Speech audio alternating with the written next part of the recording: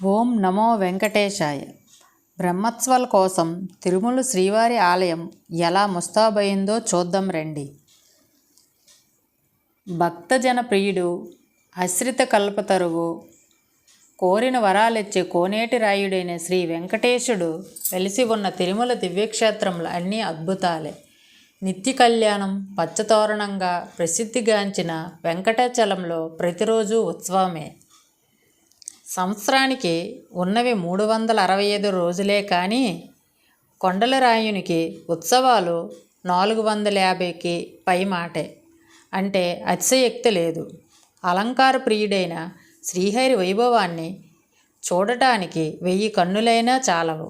స్వామివారి ఉత్సవమూర్తి అయిన శ్రీ మలయప్ప తన ఉభయదేవురులైన శ్రీదేవి భూదేవులతో కూడి సర్వంగ సుందరంగా అలంకృతుడై తిరువుత్సవాల్లో పాల్గొంటూ తిరుమాడ వీధులలో ఊరేగుతూ భక్తులకు కనువిందు చేస్తాడు.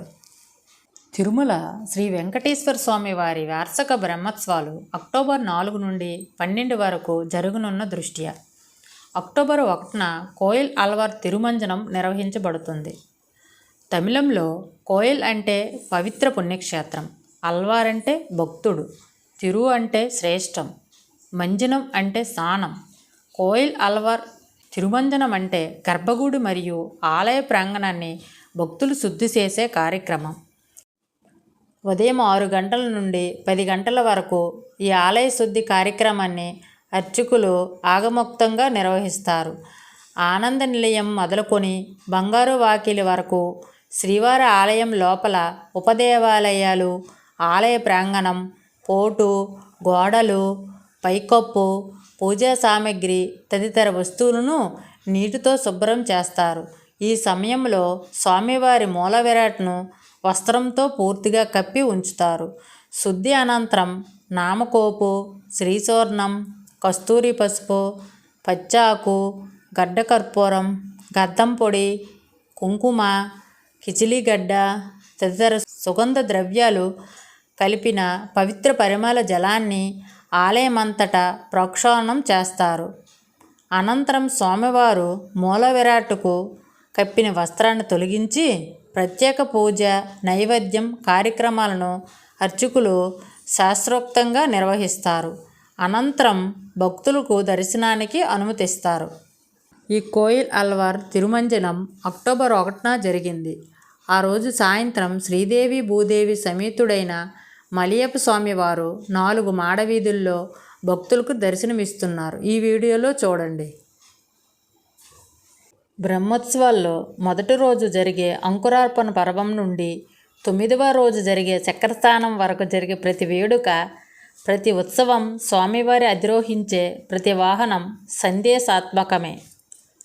వాహనాలపై వ్యవహరించే మలయప్ప స్వామిని దర్శించుకుంటే అశ్వమేధ యోగం చేసినంత ఫలితం వస్తుందని పురాణాల్లో చెప్పబడింది. ప్రతి ఏడాది బ్రహ్మోత్సవాల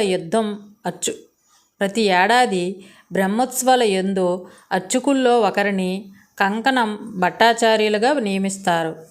అంకురార్పణ ఘట్టం నుండి చక్రస్థానం వరకు వాహన సేవల్లో, యోగశాలల్లో, ఇతర పూజాధికారుల్లో ఆయనే ప్రధాన పాత్ర వహిస్తారు.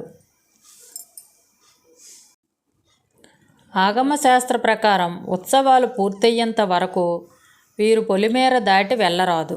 వైఖానస ఆగమం సాంప్రదాయం క్రతువుల్లో తలపెట్టిన కార్యక్రమం విజయవంతం కావటం కోసం తొలిగా జరిపించే అంకురార్పణం లేదా బీజావాపనం అత్యంత ముఖ్యమైన ఘట్టం.